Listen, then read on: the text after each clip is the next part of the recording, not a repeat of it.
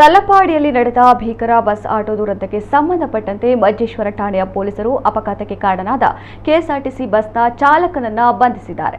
ಬಾಗಲಕೋಟೆಯ ಅಂಬೇಡ್ಕರ್ ನಗರ ನಿವಾಸಿ 47 ವರ್ಷದ ನಿಜಲಿಂಗಪ್ಪ ಛಲವಾದಿ ಬಂಧಿತ. ಬಸ್ ಚಾಲಕನನ್ನ ನ್ಯಾಯಾಲಯಕ್ಕೆ ಹಾಜರುಪಡಿಸಲಾಗಿದ್ದು, ನ್ಯಾಯಾಲಯವು ಬಂಧಿತನಿಗೆ 2 ವಾರಗಳ ನ್ಯಾಯಾಂಗ ಬಂಧನ ವಿಧಿಸಿದೆ.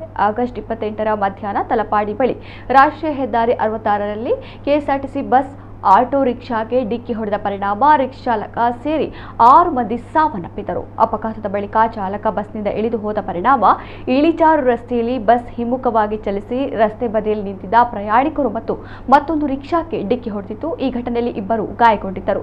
ಇದೇ ವೇಳೆ ಅಪಘಾತದ ಕುರಿತು ಸ್ಪಷ್ಟನೆ ನೀಡಿರುವ ಕರ್ನಾಟಕ ಕೆಎಸ್ಆರ್ಟಿಸಿ ಅಧಿಕಾರಿಗಳು, ಬಸ್ನಲ್ಲಿ ಯಾವುದೇ ಬ್ರೇಕ್ ವೈಫಲ್ಯ ಅಥವಾ ತಾಂತ್ರಿಕ ದೋಷ ಇರಲಿಲ್ಲ. ಚಾಲಕನ ಅತಿವೇಗ ಮತ್ತು ನಿರ್ಲಕ್ಷ್ಯದ ಚಾಲನೆಯಿಂದ ಅಪಘಾತ ಸಂಭವಿಸಿದೆ ಎಂದು ದೃಢಪಡಿಸಿದ್ದಾರೆ.